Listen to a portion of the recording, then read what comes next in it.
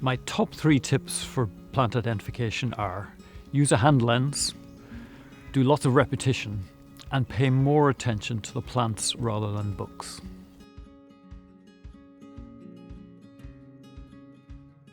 For identifying plants, you often need to look at small features that are too small to see with the naked eye. So this is why you need a hand lens. I've got another video about how to look at a hand lens that goes into quite a bit of detail about this. But when people first start off, most people find this really awkward using a hand lens, and they will try and avoid using it by looking at other features. And it's best if you don't do that. It's best to practice using a hand lens. So have a look at that video and see how to do it, and until you get comfortable with it. So like with learning anything else, repetition is really good for learning plants.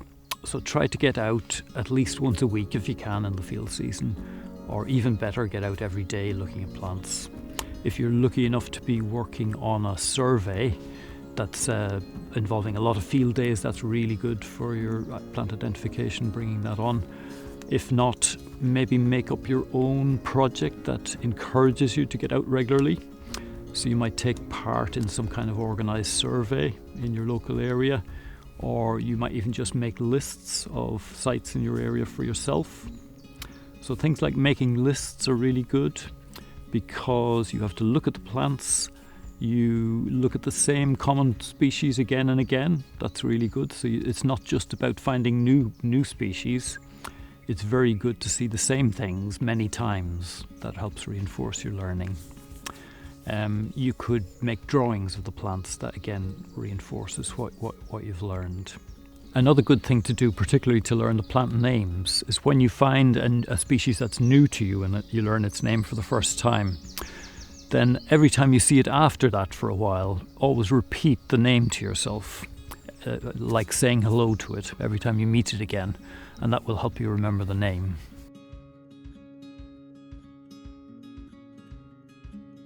Pay more attention to the plants rather than to the books. Now, what do I mean by that? I don't mean to ignore the books entirely. The books are really useful, ID books and wildflower guide books. They help you have a way in order to identify the plants, and you will need to look at them quite a lot as you're learning. But the plants give you a lot more information than the books do, so you need to pay more attention to the plants. So individual plants can vary within a species, and you need to get used to that kind of variation.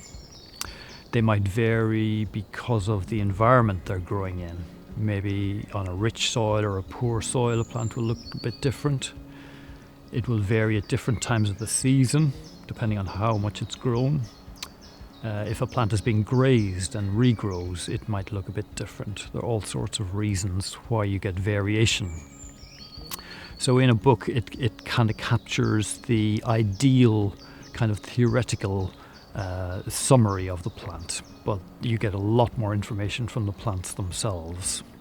So you need to pay more attention to the plants rather than the books. And another thing I've noticed that people do sometimes when they're learning plant identification is they spend a lot of time looking at the books, and if they find a plant that doesn't quite fit, it gives them a lot of doubt because the book says something different to what they're seeing in the plant. And there's something about words written down in a book that kind of suggests there's a real truth in that, because it's in print, it's been published. We give that a lot of credit.